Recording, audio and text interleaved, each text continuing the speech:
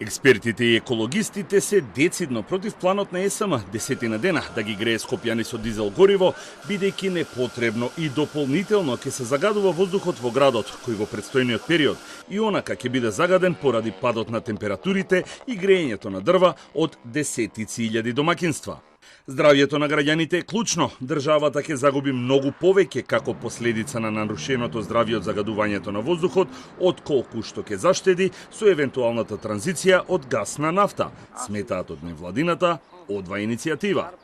Нашиот став дека не треба да постои тесен период, воопшто не треба да се размислува на пренасочување, да се најдат начини да се обезбеди газ. Јасно ни е дека има криза и дека треба на некои работи да се заштеди, меѓутоа сметаме дека како држава треба да се гледа првенствено да биде здравјето на луѓето и овие мерки да не се преземат дека не се крати на одредени други средства на кои може да се скрати и да се најде начин како да се обезбеди газ, макар бил и поскап.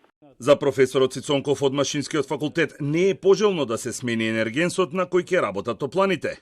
Тој смета дека разликата во цена не смее да биде причина да се загрозува здравјето на граѓаните. Загадување ќе има сигурно, топланите исток и запад се наоѓаат во густо населени места. Тоа загадување ќе има влијание на населението. Преминот од гас на нафта бара во самата опрема да се направат модификации, особено со горилникот и можеби неколку проценти ќе се изгубат во ефикасност на согорувањето.